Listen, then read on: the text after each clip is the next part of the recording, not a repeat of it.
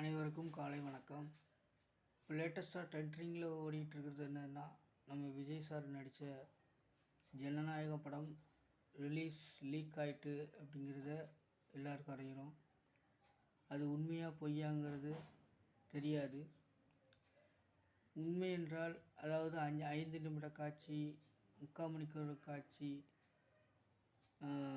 முழு படமும் லீக் ஆகிவிட்டது என்று கூறுகிறார்கள். இதையெல்லாம் தாண்டி அரசியல் ரீதியாகவும் பிடிக்காதவர்கள் ரீதியாகவும் அந்த திரைப்படத்தை மொபைலில் பார்க்க வேண்டும், டவுன்லோட் செய்து பார்க்க வேண்டும் என்று ஆவலாக இருக்கிறார்கள்.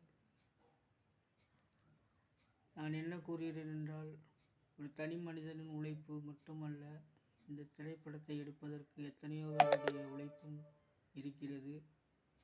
அது சாதாரணமானதல்ல.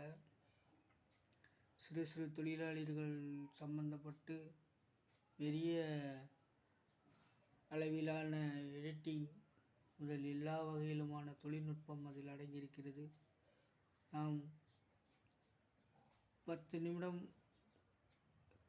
செலவழித்து அதை டவுன்லோட் செய்து பார்ப்பதினால் பெரும்பாலருக்கு நட்டமாகும். இதை மனதில் கொண்டு நாம் இதனை திரையரங்குகளில் பார்க்கும் வரை காத்திருப்போம். திரையரங்குகளில் பார்க்காவிட்டாலும் பரவாயில்லை, இதேபோல மற்ற திரைப்படங்களை பதிவிறக்கம் செய்து பார்ப்பது போல் பார்த்து பல தொழில்நுட்ப கலைஞர்களுக்கும் திரைப்பட தயாரிப்பாளர்களுக்கும் நட்டம் வராமல் பார்ப்பது ஒவ்வொருத்தருடைய கடமை. இது விஜய் என்ற ஒரு தனிநபரின் பிடிக்காதவர்கள் போல அல்ல, ஒரு படத்தின் குழுவினரின் உழைப்பு என்று கருதி நாம் இதை பதிவிறக்கம் செய்து பார்க்காமல் இருப்போம் என்று கூறிக்கொள்கிறேன். நன்றி.